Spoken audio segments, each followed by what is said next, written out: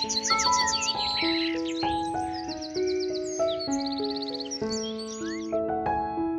Friend, good morning. আমি অনুভা। আমার আরও একটি নতুন ব্লগে সবাইকে স্বাগত। আজ মঙ্গলবার আর এখন সময় সকাল 7টা। আর এখন থেকে আমি তোমাদেরকে সাথে নিয়ে আমার ব্লগটি শুরু করলাম। আই হোপ আজ ব্লগটা তোমাদের একটু হলেও ভালো লাগবে। কালকে আমার শপিং করতে যাওয়ার কথা ছিল মায়ের সঙ্গে। তো আমরা রীতিমতো বেরিয়েও ছিলাম শপিং করতে যাওয়ার জন্য, কিন্তু যেহেতু কাল রান্না পুজো, বিশ্বকর্মা পুজো হয়, তো সেই জন্য কিন্তু রেল লাইনে দেখলাম পুজো হচ্ছে।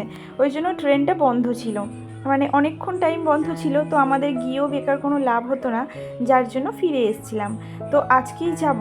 তো সকালে কিছু রান্নাবান্না না করে গেলে অসুবিধা আছে, মানে আমার হাজব্যান্ডকে তো খেতে দিতে হবে না ঠিক সময় মতো। ওই জন্য কি আমি সকালে রান্নাবান্না সেরে একটু দুপুর বেরাবো, মানে ওই 1:30 দুটোর দিকে বেরাবো। আজ গণেশ পুজো, ওই জন্য আমার মায়ের স্কুলটা হাফ ডে ছুটি, যার জন্য কিন্তু আজকেই বেরাবো। তো সকাল থেকে ওই জন্য একটু তাড়াহুড়া আছে বলতে পারো। তো মাছটা আমার ছিল ফ্রিজ থেকে বার করে আমি একটু জল দিয়ে রেখেছিলাম বরফটা গলার জন্য। তো বরফটা গলার পর আমি এদিকে একটু নুন হলুদটা মাখিয়ে রাখছি। আর এটা হচ্ছে আমি কালকে যে মাছ নিয়ে এসেছিলো সেই মাছই।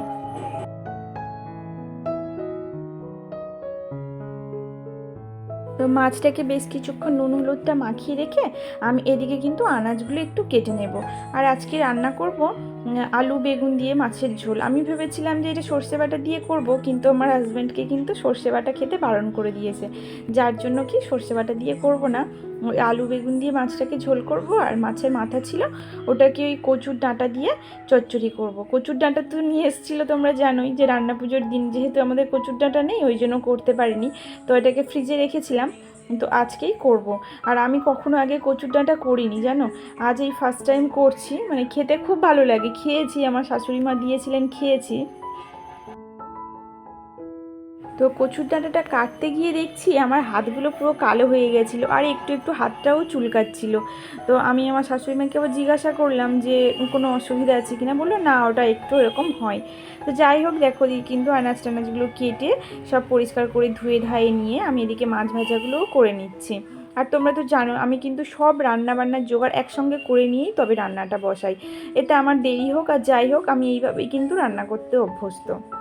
আর রান্না করতে করতে আবার কাটতে বাটতে যাব, এটা আমার দ্বারা হয় না। তো যাই হোক, দেখো এদিকে কিন্তু আমি তরকারিটা বসিয়ে দিয়েছি। ওই আলু বেগুন দিয়ে মাছের ঝোল করব। আর 6টা পিস মাছ ছিল, মানে ইলিশ মাছ 6 পিস ছিল। তো আমি ভাবলাম যে খাওয়ার তো সেইভাবে লোক নেই, 3 পিস রেখে দিই। ওই জন্য ভেজেই আবার 3 পিস রেখে দিলাম মাছ। তো এদিকে দেখো আমি তরকারিটা বসিয়ে দিয়েছি। তো তরকারিটাতে জল ঢেলে দিয়ে এদিকে কিছু বাসন পড়েছিল, সেইগুলোই মেজে নেব। আজকে আমার তরকারি ঝোলটা দেখে একটা কথা বারবার মনে হচ্ছে, যখন আমার দাদু বেঁচে ছিলেন তখন আমাকে বলেছিলেন যে আমার একটু রান্না করে আমার দাদুকে খাওয়াতে। তো আমি রান্না করেছিলাম, মানে বাবার বাড়িতে গিয়ে তো রান্না করেছিলাম, তরকারিতে এতটা ঝোল দিয়েছিলাম। তো আমার দাদু বলেছিলেন যে মনা তরকারিটা ভালো হয়েছে, কিন্তু তরকারিতে সাঁতার কাটা যাবে, মানে এরকম একটা কথা বলেছিলেন। তো আজ দাদুর কথা খুব মনে পড়ছে। তো এখন মনে হয় যে দাদু যদি বেঁচে থাকতেন হয়তো আমি ভালোভাবে খাওয়াতে পারতাম দাদুকে রান্নাবান্না করে। তখন তো কিছু পারতাম না, আর রান্নাগুলোও সেইভাবে সত্যি পারতাম না। তো যাই হোক, সে মানুষটা এখন আর নেই, কিন্তু তার কথাগুলো খুবই মনে পড়ে মাঝে মধ্যে। তো কি বলতো, যে মানুষ তো আর চিরকাল বেঁচে থাকে না, আর মানুষের সব শখ কিন্তু পূরণ হয় না। আমার ইচ্ছে ছিল যে আমার দাদুকে কখনো ভালোভাবে খাওয়াবো, কিন্তু সেই ইচ্ছেটা আমার আর কোনো দিনও পূরণ হওয়ার না। আর দাদুরও আমার হাতের রান্না বা আমার বাড়ি দেখা, এই ইচ্ছেগুলো কিন্তু আমার দাদুরও পূরণ হয়নি। তো এখন মনে হয় পৃথিবীর সর্বশ্রেষ্ঠ শিক্ষক হলো জীবন এবং সময়। কারণ জীবন এবং সময় কিন্তু একে অপরের পরিপূরক, তাই না?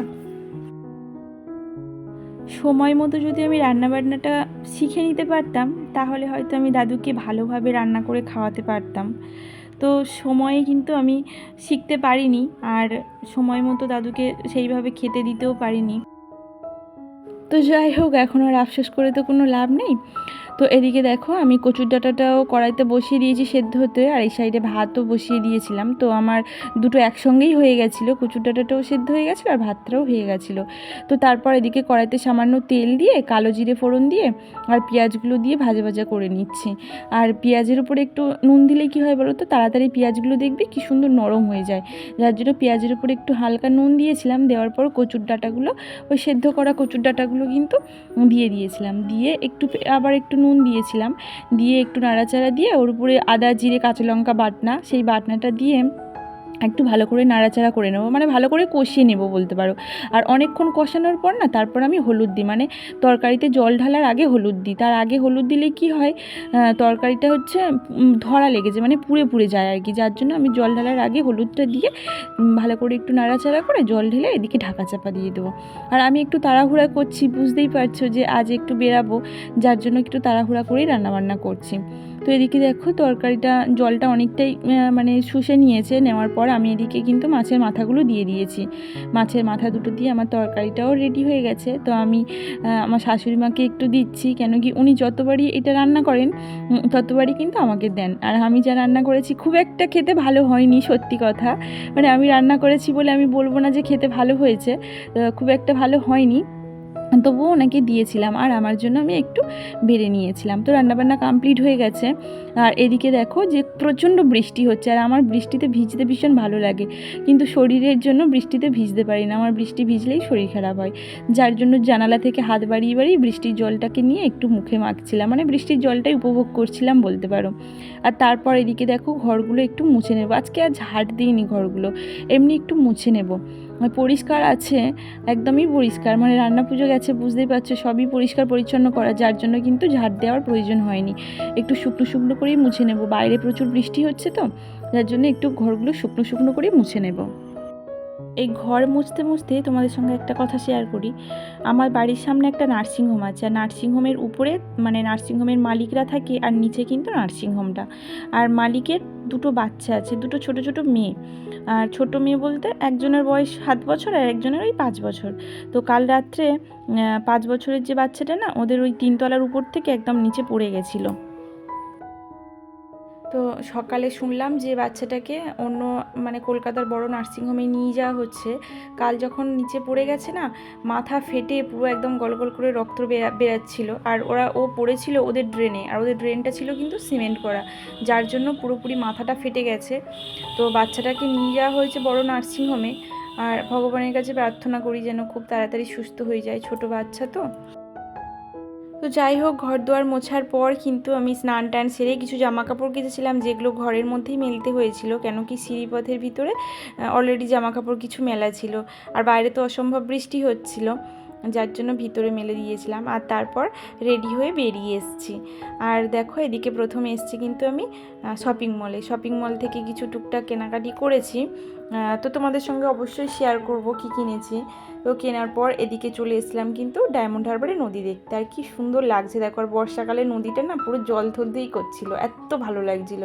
তো একটু ঘুরে সেরে কিছু খাওয়া দাওয়া করে নিলাম, মানে একটু ফুচকা আইসক্রিম এগুলোই খেলাম, মানে বাইরে বেরালেই তো এইগুলোই চলে না। তো ফুচকা আইসক্রিম খাওয়ার পর কিন্তু আমরা বাড়ি চলে এসেছিলাম, আর তাড়াতাড়ি ফিরে এসেছিলাম।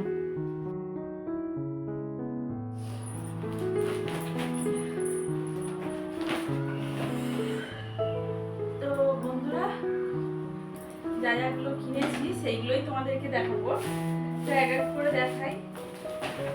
এই জাস্ট ফিরলাম, এখন সময় হচ্ছে 6:45। এখন আমার ভিডিওটা ঠিকঠাকভাবে এখন এডিট হয়নি, হাফ এডিট করে রেখেছে, তারপর ছাড়বো, কিন্তু 6টা বাজতে যায়, এগুলো একটু তাড়াহুড়ার মধ্যেই দেখাবো।